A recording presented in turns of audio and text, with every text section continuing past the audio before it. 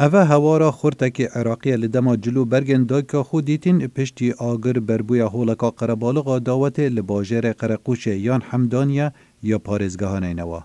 هفجیناوی دبیجت او جدرگه لنینگه درکفتن لدما گر توایا کاش خانکن آواهی گرتی هنگزانی کو خسیاوه ندیاره.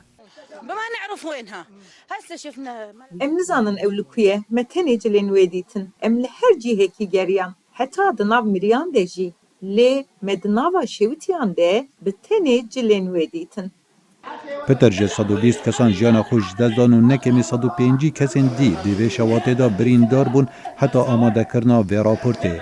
لسپیده یا ایرو 4 شنبه کارمندن آگر و مراندن بردوامی دان حولن لگران لدیف قربانیا کاراسات مروانیا باجر قرقوشه.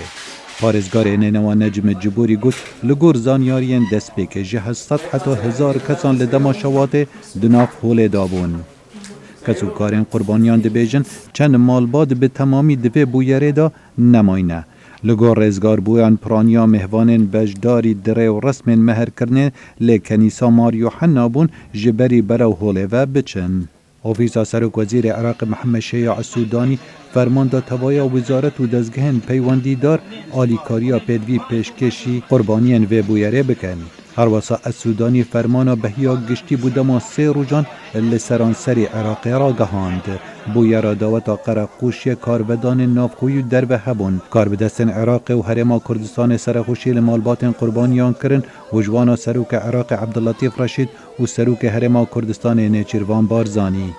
وزارت نافخوی عراق گرتنا 3 گنهبارم بویر را گهاندن. برنامه وزارت نافخوی عراق دبیجت بریک خستن دگل پولیس فدرال و هرما کردستان 3-4 گنهباران هاتنه گرتن. و جوات آسایش هرما کردستان افنوچه پشت راست کرد.